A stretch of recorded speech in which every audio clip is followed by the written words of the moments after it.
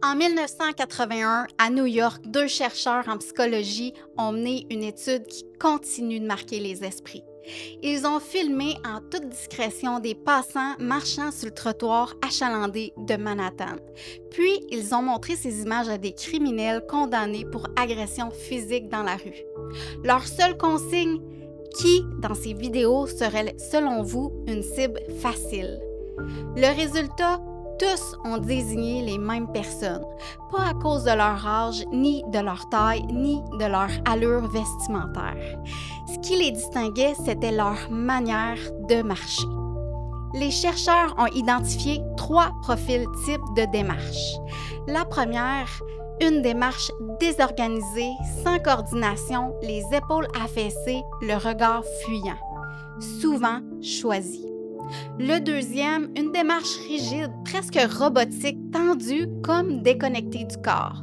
Ce style aussi a été ciblé. La troisième, une démarche fluide, constante, ancrée, stable, avec des mouvements naturels et une bonne perception de l'espace. Jamais choisie. Cette histoire, Evie Pompora, ancienne agente des services secrets américains, la raconte souvent.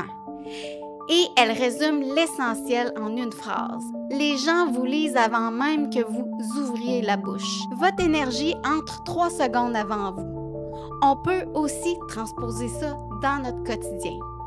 Avec l'équipe, avec les collègues, les clients, ils perçoivent la posture avant même notre message. Comment on entre dans une salle, notre regard, comment on s'assoit, même notre silence. On croit qu'on communique seulement avec des mots, mais la réalité, c'est que le corps parle d'abord. Cette recherche ne parle pas seulement de sécurité dans la rue, elle nous rappelle que même sans dire un mot, on transmet quelque chose. Et dans un rôle de leader, ce que tu dégages peut mobiliser ou freiner.